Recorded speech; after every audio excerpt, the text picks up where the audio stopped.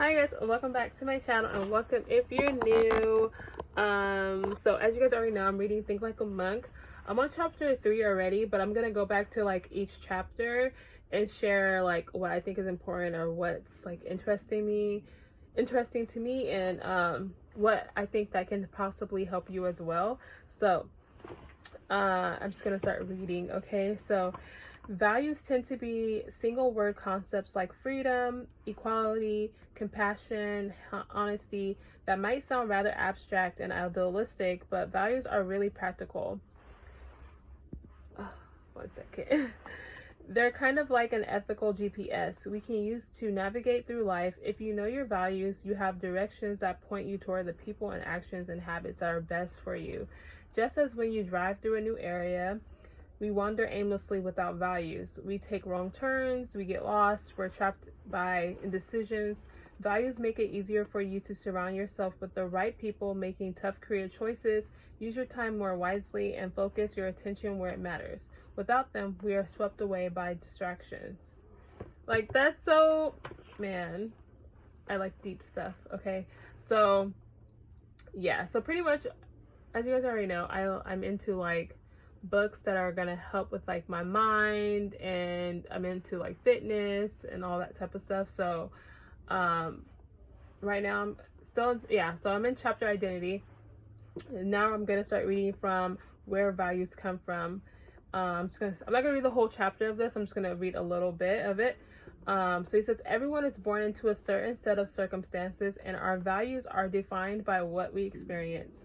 We are born into hardship or luxury. Where did we receive praise? Parents and caregivers are often our loudest fans and critics. Okay, so, and he says, I'm not gonna read the rest of that because it goes into a long story, and then I'll just have to finish reading it. Okay, so the media mind game. This is important, I think. As a monk, I learned early on that our values are influenced by whatever observes our minds. We are not our minds, but the mind is the vehicle by which we decide that what is important in our hearts. The movies we watch, the music we hear, the books we read, the TV shows we binge, the people we follow online and offline, what's on your newsfeed is feeding your mind. The more we observe into celebrity gossip, images of success, violent video games, and troubling news, the more our values are tainted with envy, judgment, competition, and discontent. Oh, wow. Let's see. Let that sink in, okay? Okay, I'm gonna read this part too. Observing and evaluating are key to thinking like a monk, and they begin with the space and stillness. For monks, the first step in filtering the noise of external influences is a material letting go. I had 3 stints visiting the ashram, graduated college, then officially became a monk. After a couple months of training at the oh my gosh, what's that word? It's so long. Bhaktivedanta. Oh my god. Okay. It's a temple pretty much where he was studying at. Bhaktivedanta. Vendetta. Back to Vendetta. That's what it is. Back to Vendetta. I had to sound it out. So, yeah. Back to Vendetta Manor. That's where it's a temple where he was studying at in London. So, oh wow, should I read the rest of this?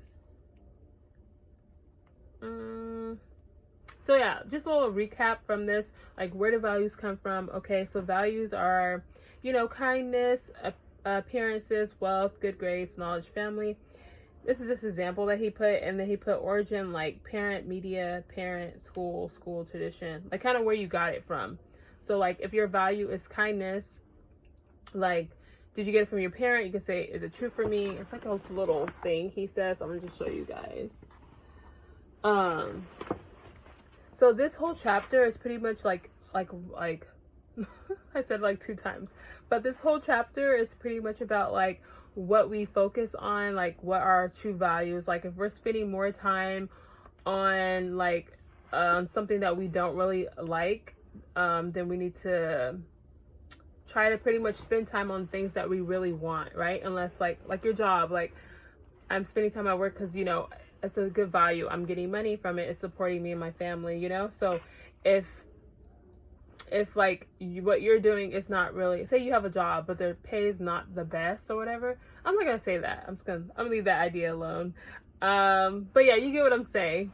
So pretty much like audit your life. So pretty much spend more times on doing the things that you like to do, more than the things you don't like to do. And then or that's not going to be beneficial for you, right? So like he talks about like a 60-minute TV show. Oh my god, that show flew by, I can't watch another one. Or and then he goes, a 60-minute lunch with like family members, like, oh my god, would it ever end? Like, you know what I mean? And then like pretty much he goes into your habits and all that stuff. And then like scrolling on social media and meditation. And it's like, yeah, I'll show you guys. I would read it, but I'm just gonna show you guys, so maybe you guys can take a screenshot. But yeah, so I think this is really good. And like he goes into like, yeah, like just watching our values and doing like self audits on ourselves pretty much, you know. And I like how he breaks it down. So that's what this whole chapter is about. And he talks about money and filtering like OEOs. I don't even, oh, OEOs. What are OEOs? Oh, OEOs are opinions, expectations, and obligations. So he talks about those, and he's talking about like don't block them.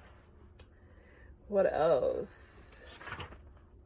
And then yeah, so that's that for that chapter, identity. It goes more into depth. I'm pretty sure there's other people out there talking about this book. So but yeah, if you guys are yeah, just go get a copy of the book. It's so good. But yes, I'm gonna leave it here. I'm gonna come back with the next chapter talking about negativity. So yeah, I'll see you guys in my next video. Peace.